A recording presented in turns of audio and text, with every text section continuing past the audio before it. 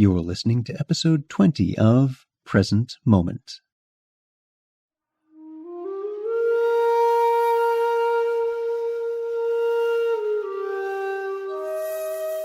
Welcome to Present Moment, Mindfulness, Practice, and Science. I'm Ted Meissner. Present Moment is a podcast with interviews, conversations, and roundtable discussions. We speak with mindfulness researchers about their newest findings published in peer-reviewed science journals, teachers about their understanding and methods as they work with students of mindfulness, authors about their books and interests, and we also speak with everyday practitioners. The website presentmomentmindfulness.com has show notes for each episode along with resource materials. Author and teacher Stephen Schettini joins us to speak about It Begins with Silence, the Art of Mindful Reflection.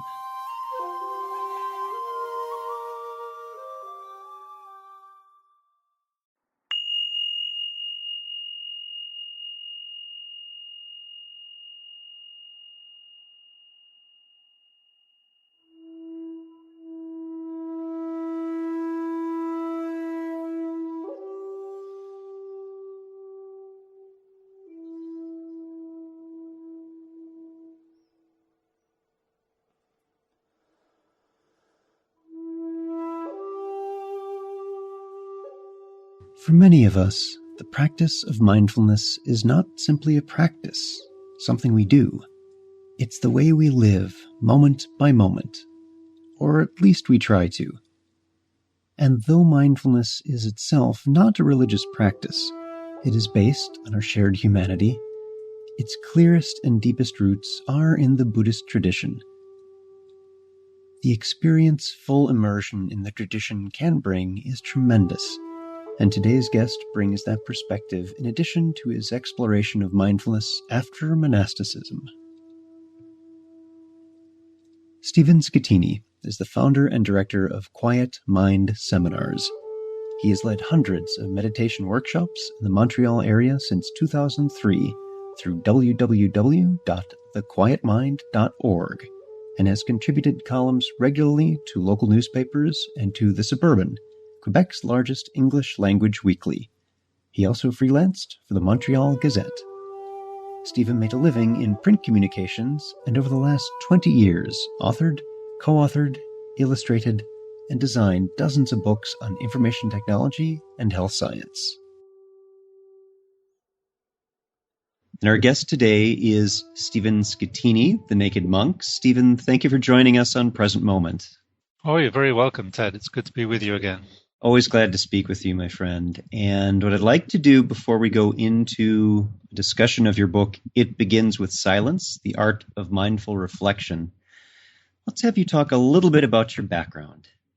Well, I began my personal career in this field back in the 1970s when I, with a lot of my contemporaries, hitchhiked out to India and became a monk in the Tibetan Buddhist tradition. And it's a strange combination of events, really, because I went out as a relatively skeptical Westerner, dissatisfied with my background, looking for something down to earth and practical, which is what Buddhism promises in many ways, or maybe it was partly what I was hoping to get from it. And I was confronted with a system which was extremely religious, often superstitious, and which combined a lot of extremely pragmatic practices and also pragmatic philosophy for that matter with this 2,600-year-old tradition which had become a religion. So I was obliged to fit in certain ways, which was sometimes more difficult than others. And at the same time, I was trying to extract from it what would be useful for me and for us as a society, because my goal was to become a teacher. And I was very interested not in continuing the lineage that I was being trained in and teaching young Tibetan monks, but in bringing this back and presenting it to my contemporaries. Over the last 3 decades, I've learned to do that very much in my own way. I left the tradition after 8 years, and I decided that I needed more exposure to my own society, as it were. So I came back. I moved to Montreal, actually. I took a job. I started training myself in the great art of survival in the West. I learned how to make money. I was married. I'm now a happily married man with 2 stepdaughters and a career.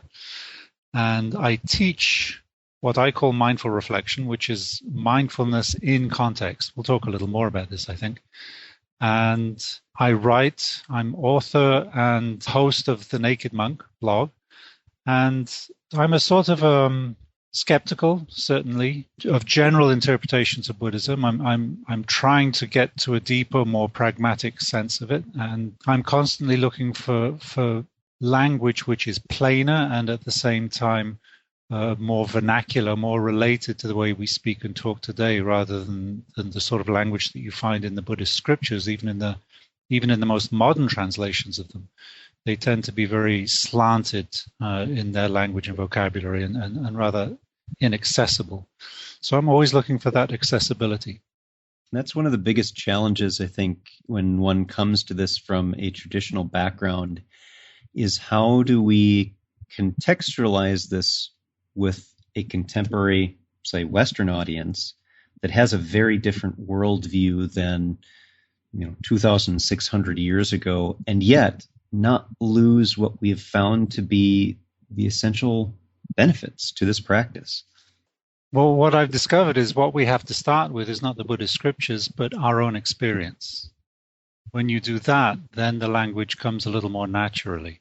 So let's talk a bit about the art of mindful reflection and what you mean by mindfulness in that context, and what the process is and what the book is about. Well, mindfulness, it's very popular today. 20, 30 years ago, when we were talking about it, and incidentally, it wasn't even a clear translation at that point. The original Sanskrit word smrti was also, and in fact, I think almost more commonly being translated as recollection. But mindfulness has now become the word for all sorts of reasons, good and limiting as well. And it's really seeped into the popular culture, and it's really equated with being in the present moment, which is the name of your new podcast series. Which is great because it is mindfulness is most definitely rooted in the present moment. But there's still a much bigger story which is not always told. And what I'm trying to underline by adding the word reflection to it is that mindfulness is certainly something that happens in the present moment, but it's not only that. It informs us in a bigger context. The basic context of Buddhism, what the Buddha taught, is threefold, of which mindfulness is just one. The other two are ethics, or behavior, and insight. And insight is a lot to do with what we've learned from mindfulness and how we integrate those lessons that we gain from our own life and our own experience into the way that we continue our life into the future. And this is what it's all about. It's about change. It's about personal transformation. And it's not a transformation into some otherworldly sort of being or into somebody who no longer experiences suffering.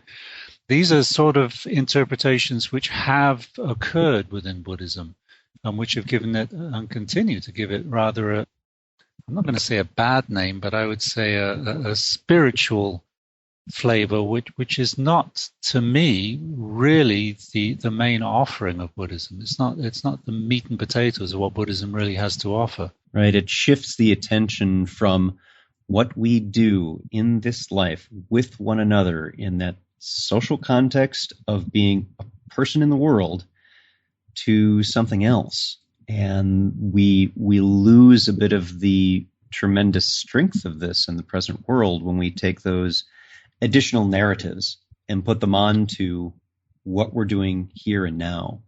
And I also like, Stephen, the part that you mentioned, that the reflection piece, and why you added that, and that's a very important thing for us not to lose, is that, as many of us often say, meditation isn't about meditation. It's not just what we do on the cushion. That's practice time, and we learn a great deal there. But it needs to impact both in a natural unfolding of those skills and those changes that occur in our brains, for example, in the real world, but also our cognitive understanding of how things are working and how we engage with others.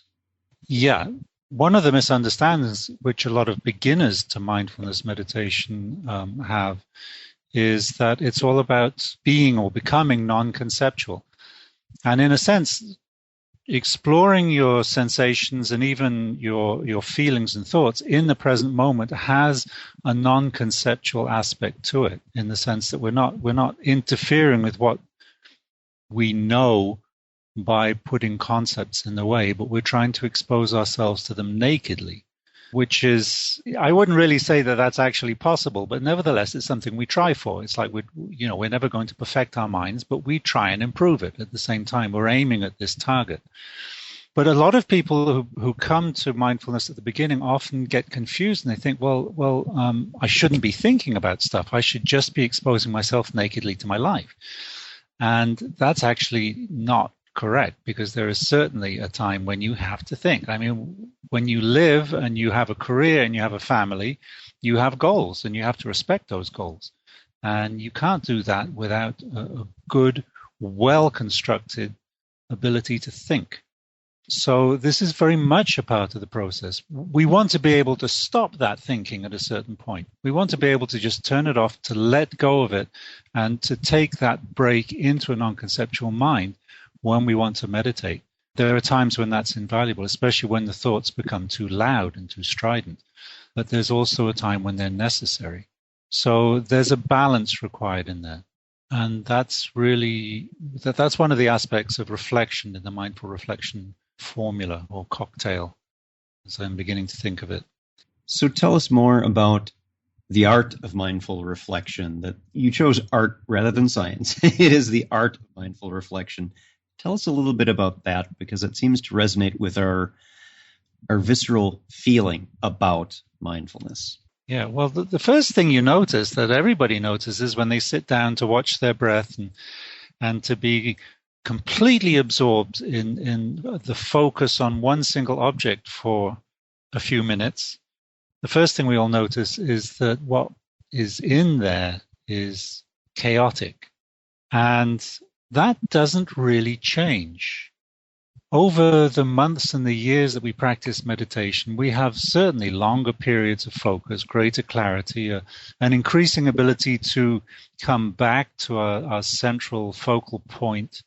We can more quickly get to the point of realizing that we have to let go of a certain state of mind and find ourselves able to let go of it.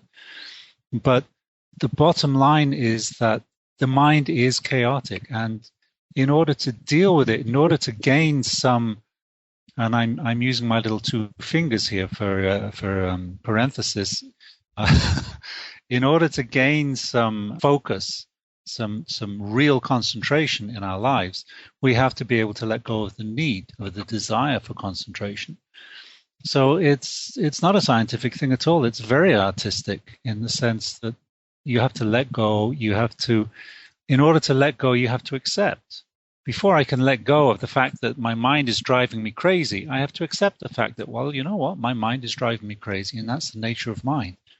And then you swallow that, and then you can let go of that. So it's counterintuitive in a lot of ways, and you certainly can't use a scientific language to explain that. And yet we can do it. We can accept something and then let it go. It turns out that we can't let it go until we've accepted it. It's very paradoxical. It is paradoxical, and you mentioned something that I think is very confusing to many people, even those who have been doing mindfulness practices for a long time, is this effortless effort, the non-striving, and how important that is. Can you tell a little bit more about that? It's a matter of being kind to yourself. And again, with beginners, I've seen this again and again, and I've experienced it as well because I was a beginner. And that is, oh my God, I'm no good at this. I just can't do this. I'm a lousy meditator. I stink. I'll never be good. I might as well give up. It is so common, and it's so sad to see people do this, but this is what we do. Our judgment of ourselves is very harsh. And that is the ultimate violence that we really do to ourselves. It's a terrible thing. it's perfectly natural that we're going to be distracted, especially if we've never even tried to really concentrate before in our lives. And it just happens to be the nature of the human mind. I mean, of all the creatures on this planet, we have developed this extraordinary tool, our brain, our mind, especially the conceptual analytical mind. And it's such a great tool that we generally become addicted to it. We just can't let it go. We can't stop. And, a little bit of reflection, you think, well, yeah, fair enough. That makes sense. So why am I beating myself up like this? It's a matter of compassion. I mean, there's a lot of talk in the Buddhist tradition about compassion, and even in mindfulness, we talk about empathy now as being an important component. And empathy, I'm sorry, this is a cliche, and you'll hear it from Dr. Phil, and you'll hear it from Deepak Chopra and all those people, but I happen to agree with them that compassion begins with yourself. If you can't accept your own crap, then you're not going to move forward. And that's one of the most challenging things that I think Western practitioners in particular run into, is that initial bit of loving kindness, that initial bit of compassion and care for yourself, that you start there. But that's a little bit harder for some of us. Yeah, it's very hard. It's actually, I mean, to go back to Buddhism, it's the very first instruction that the Buddha gave, which is to look at your suffering, not to turn away from it. Now, some people interpret this traditionally in Buddhism. It's interpreted as life is about suffering. It's a sort of a very harsh truth which we're expected to swallow, which is rather Catholic and dry and not really the way to go, I don't think. I think what the Buddha was doing was saying, examine, or don't turn away. This is the key. Don't turn away from your suffering. Now, why would he say that? He says it because that's exactly what we do. We do tend to turn away from our suffering and wish it would go away, or to look for distraction, or to look for escape. And in fact, a lot of people go to Buddhism for exactly that, as an escape, especially the mystical traditions of Buddhism. People will talk about escaping suffering and leaving suffering behind permanently, which I don't think the Buddha would have gone for, and which I personally find absurd. However, we do add a great deal of suffering to our lives, a great deal of complication with this lack of compassion for ourselves, with this inability to accept the fact that we're imperfect, that life is imperfect. So that balance, that ability to be effortful without effort, it definitely begins right in that little circle of the way we regard ourselves. And by understanding the way in which we suffer, which is what you learn by looking at the suffering. As you understand it, you realize that this is the nature of the way we live and that other people are subject to it too. Then we learn more about our own minds. We learn about the cause or the source of our suffering, which is not simply out there in the world. It is in part, but it's also in the way we regard ourselves. And that enables us also to recognize our affinity with other people and the realization that we're all in the same boat. And then you get to the other side of compassion, which is empathy for others as well. And then life starts to become a lot easier. Not perfect, but easier. But easier. Yeah. Stephen, as you're working with clients, because you do work directly with clients, tell us how you get them started. What are some of the things that you encourage them to do as they're beginning a practice? Oh, well, that depends on the individual. The first thing I want people to do is to sit down each day for a few minutes with no goals, with no objectives. Just to sit in a chair or sit cross-legged if you want to do that, and just see what that does. Of course, everybody wants to know, well, how should I sit? How should I what should I not think about? And that's fine. I mean, that's completely understandable. Look, I'm paying you for instructions. Give me instructions, for crying out loud. But, no, sorry, just sit there. And it's hard. It's very hard. But the point is to put up with it. And don't be disappointed, and don't be hard on yourself. That I think, that's probably my most common first instruction, is don't be hard on yourself. And I say that knowing full well that they are going to be hard on themselves, but I'm sort of trying to preempt them, and I'm just putting those words in the back of their minds, hoping they'll pop up. But the idea is to learn to sit without having anything to do or even to think about in particular. And the thoughts will come anyway. The tendency to fill that space can be overwhelming. It can make you squirm. It can make you sweat. But if you can sit for that amount of time which you've chosen, this is the other important thing which I give them.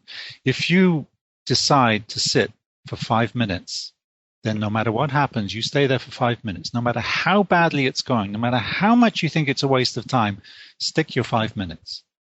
And if you decide to sit for an hour, well, reconsider it tomorrow after you've done your hour today.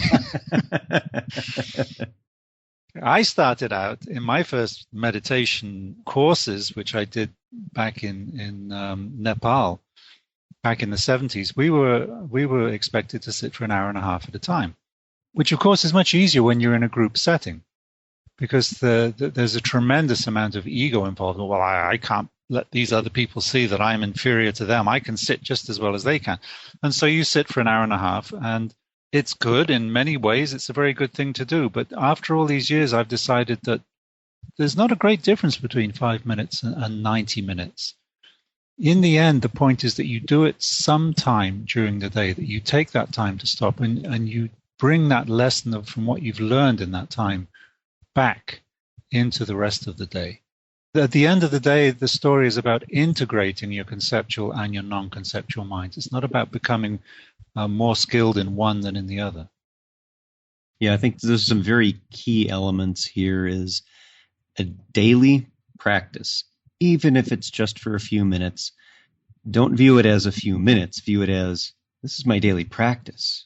And you can increase time, and there are going to be days where you're able to sit longer and other days where you're going to sit shorter. But having a daily practice builds up a momentum and helps you as Stephen is saying, you're off the cushion, it's in your daily life, you're integrating this, getting a little elbow room in the moment.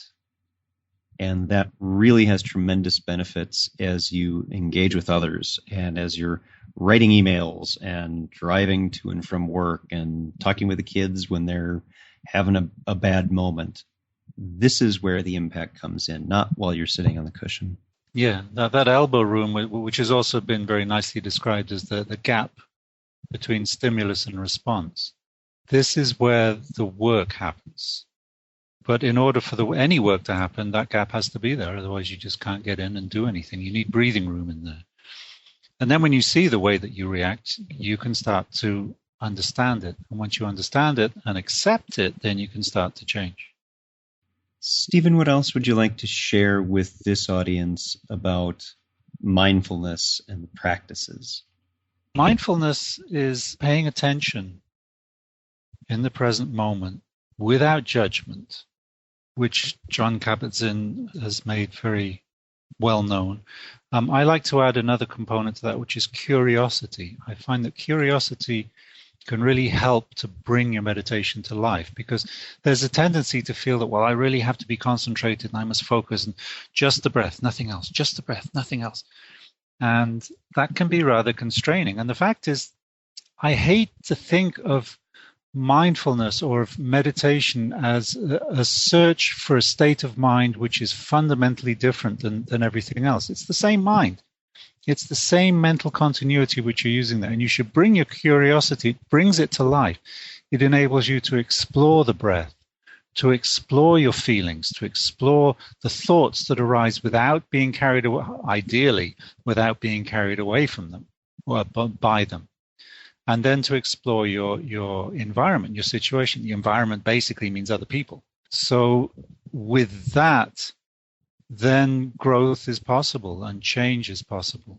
I think that that's probably the most important thing of all, is to find a way to enjoy it.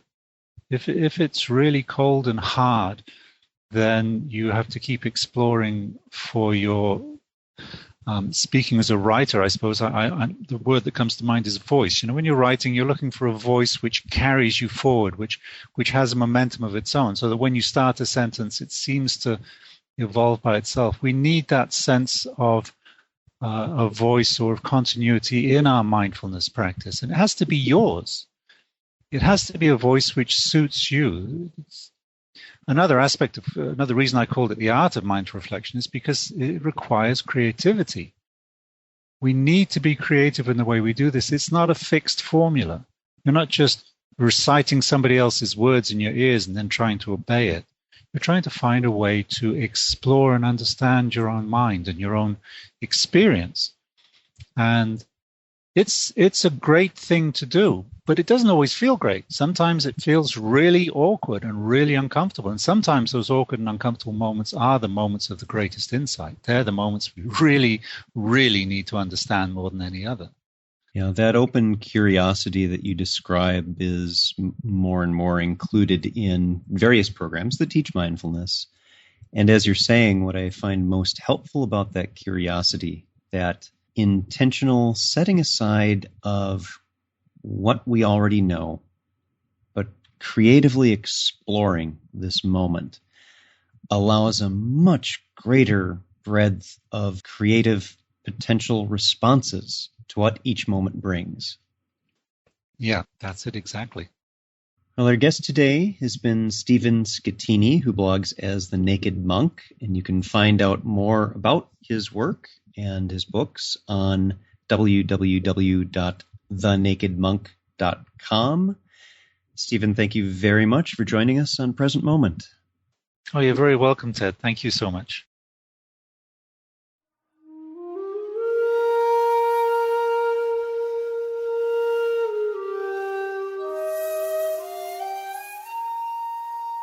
Thanks for listening. If you'd like to hear more about something you've heard in today's podcast, please come visit the website at presentmomentmindfulness.com. You'll find an entire webpage devoted to this and every episode.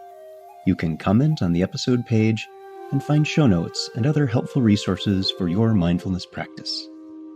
The shakuhachi music heard on Present Moment is used by permission and through the generosity of musician Rodrigo Rodriguez. His website is linked on the Present Moment website on the About Podcast Music page. Sound editing, mixing, and mastering provided by the generosity of Anthony Dominello of StructureFromSound.com. Until next time, remember, every moment you have a choice. Make it the best you can. See you next time on Present Moment.